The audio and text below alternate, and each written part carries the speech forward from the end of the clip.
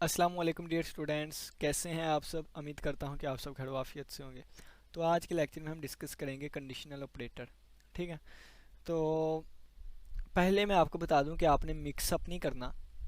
हम इस चैप्टर के दूसरे लेक्चर में पढ़ के आए थे रिलेशनल ऑपरेटर्स। रिलेशनल ऑपरेटर कौन से थे? जो कि रिलेशन बताते थे, ग्रेटर देन है, लेस देन है, नॉट इक्वल टू है। ठीक है। इक्वल टू है, इक्वल टू आ गया हमारे पास, ग्रेटर देन इक्वल टू आ गया, लेस देन इक्वल टू आ गया। ठीक है, ये हमारे पास कौन से थे? Relational operator. और रिलेशनल ऑपरेटर्स को ही कंपैरिजन ऑपरेटर कहा करते थे।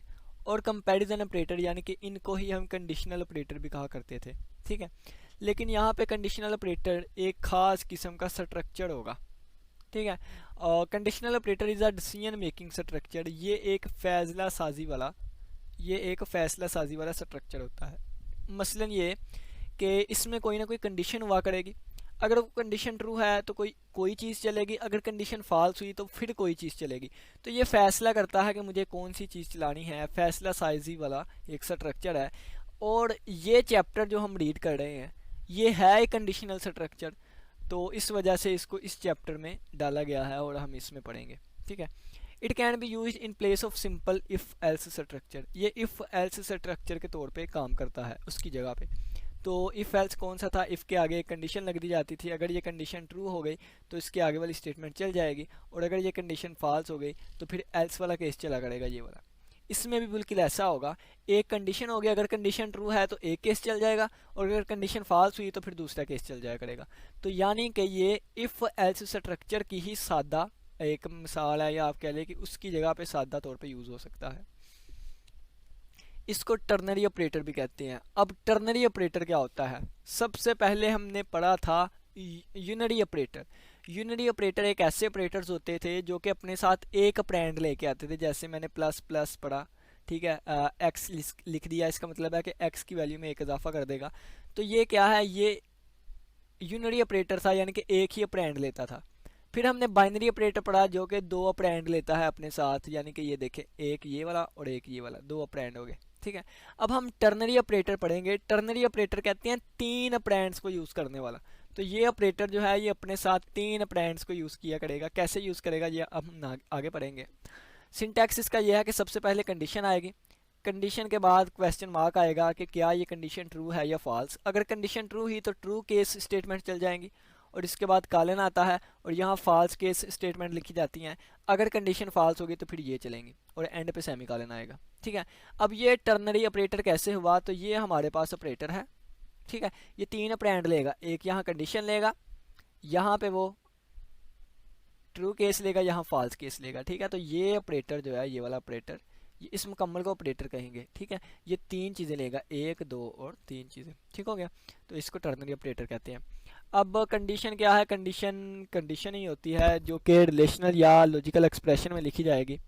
लॉजिकल एक्सप्रेशन जिसमें लॉजिकल ऑपरेटर यूज़ होते हो, and or not. Relational expression जिसमें रिलेशनल ऑपरेटर यूज़ होते हो, greater than, less than, equal to, not equal to, greater than, equal to, less than, equal to. ठीक है। जिनका आंसर ट्रू या फॉल्स आता है वो वही आएंगे। ठीक है। ट्रू केस में, ट्रू केस उस वक्त एग्जीक्यूट होगा अगर एक्सप्रेशन जो है इसका आंसर ट्रू आया है, और ये फॉल्स वाला एग्जीक्यूट होगा अगर फॉल्स आया है। ठीक है। एग्जाम्पल से हमें अच्छे तरीके से समझ आएगी। सबसे पहले हमने क्या लिख दिया? हमने ये वाला ऑपरेटर यहाँ पे सिंटैक्स के अकॉर्डिंग यूज़ किया है, ये वाला। ठीक है। तो यहाँ पे मैं एक मिनट, ये वाला क्या कहता है? वो ये कहता है कि अगर ए की वैल्यू 50 से ज़्यादा हुई, कंडीशन है, तो फिर यानी कि लगा दिया ए ग्रेटर देन 5, ये कंडीशन लग गई। अगर तो ये कंडीशन ट्रू है, पहले चेक करेगा क्वेश्चन मार्क से। अगर ये कंडीशन ट्रू है तो फिर वन वैल्यू चली जाए किसको? तो ये वन वैल्यू किसको चली जाए? एक्स को चली जाए। ठीक है। और अगर ये कंडीशन फॉल्स हुई तो फिर जीरो वाली वैल्यू चली जाए, जीरो वाली किसको जाएगी? एक्स को। ठीक है। तो ये लिखा गया है। अब ये कंडीशनल ऑपरेटर का यूज़ करते हुए एक लाइन में किया गया है। अगर हम इफ़ एल्स लगाना चाहते तो वो इस तरह होता कि अगर ए की वैल्यू 50 से ज़्यादा है तो फिर एक्स को वन वैल्यू चली जाए, वगैरह एक्स को जीरो वैल्यू चली जाए। तो ये सारा एक लाइन में यहाँ पे ऐसे किया हुआ है। ठीक है। तो ये हमारे पास होता है। अब ये वाला है, उन्होंने कहा है कि मार्क्स इनपुट करें और पास डिस्प्ले करें अगर मार्क्स 40 या 40 से ज़्यादा है, अदरवाइज़ वो फेल स्क्रीन पे शो कर दें। तो पहले इसको हम इफ़ एल्स से करते हैं तो इफ़ में कंडीशन लगा देता है अगर m greater than equal to 40 का है तो स्क्रीन पे सी आउट में शो हो जाए, सी आउट में स्क्रीन पे शो हो जाए पास। तो ये इफ़ एल्स से इस तरह होता, ठीक है, पास स्क्रीन पे शो हो जाए, ठीक है।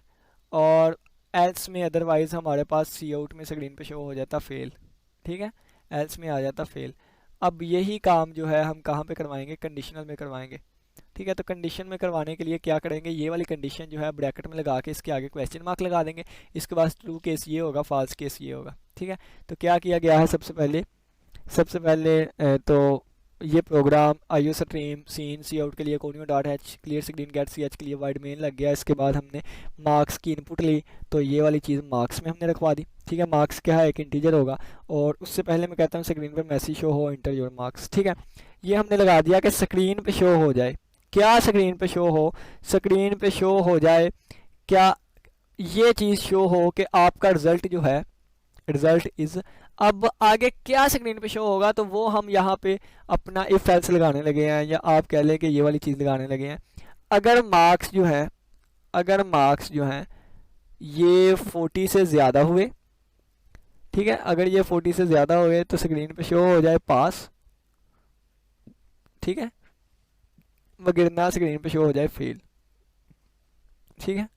तो ये हमारे पास देखें ये वाला इस तरह यूज़ किया गया है इसको। और इसके बाद गेट सी एच, अगर मार्क्स देखें 40 से ज़्यादा हुए तो ये स्क्रीन ये हो जाएगा, अगर 40 या 40 से कम हुआ तो फेल हो जाएगा, ठीक है। इस तरह ये इसको यूज़ किया गया है।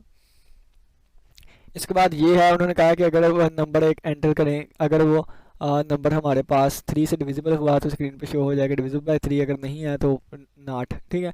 तो ये लगाया हुआ है, इंटर नंबर कर दिया हमने। अगर n को 3 से डिवाइड करें और इसका रिमाइंडर आया 0 के इक्वल, तो हम कहेंगे कि ये डिविजिबल बाय 3 है। लेकिन अगर ये कंडीशन फॉल्स हुई तो फिर हम कहेंगे नॉट डिविजिबल बाय 3 है, ठीक हो गया। तो ये हमारे पास आ जाएगा। अब एक और प्रोग्राम मैं आपको अपनी मर्ज़ी से कोई करवा के देता हूँ ताकि आपको अच्छे तरीके से समझ आए, ठीक है। तो इसको हम टर्बो में करेंगे ताकि हमें इसको अप्लाई करने का भी सारा पता चल जाए, यानी कि यहाँ पे भी चीज़ों का पता चल जाए।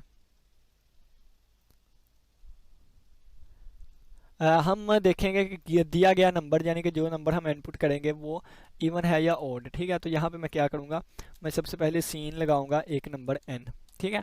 तो मैं कहता हूँ कि n में इनपुट करने से पहले मुझे स्क्रीन पे शो हो जाए, क्या शो हो, इंटर आ नंबर, इंटर आ नंबर, इंटर इंटर ए नंबर, ये स्क्रीन पे शो हो जाए, ठीक हो गया।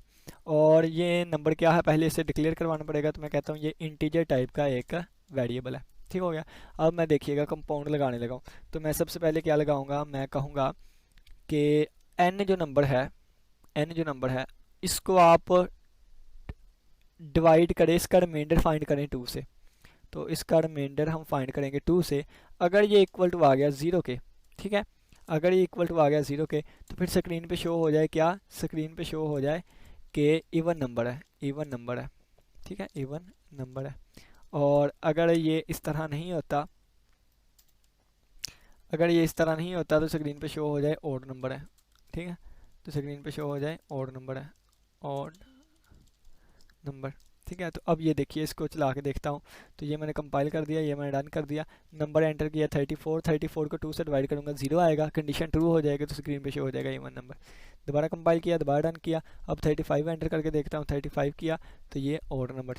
अब देखें, अगर अगर अगर मैं चाहूँ तो मैं यहाँ पे ये कंडीशन भी लगा सकता था कि अगर नॉट इक्वल टू आ जाए, ठीक है, तो फिर मुझे यहाँ पे ऑड वाला केस करना पड़ना था, ठीक है, ऑड वाला, और यहाँ पे इवन वाला केस करना पड़ना था, ठीक है, क्योंकि हमने कंडीशन ही बदल दी ना। तो अब देखें, ये मैंने कंपाइल किया, ये मैंने रन कर दिया, अब देखें 34 एंटर करूँगा तो अब आएगा इवन, ठीक है। अब मैंने कंडीशन बदल दिया ना, तो दोनों केस भी बदलूंगा। इसका मतलब क्या है, रिमाइंडर 0 के इक्वल नहीं आएगा, तो नहीं आएगा तो वो ऑड होगा, और अगर आ जाएगा तो इवन हो जाए। तो ये हमारा प्रैक्टिस प्रोग्राम भी हो गया। उम्मीद करता हूँ कि समझ आई होगी। ये किसी बच्चे का कोई भी क्वेश्चन हुआ तो लाजमी पूछिएगा। इसी के साथ इजाज़त दीजिए। अल्लाह हाफिज़, अल्लाह निगहबान।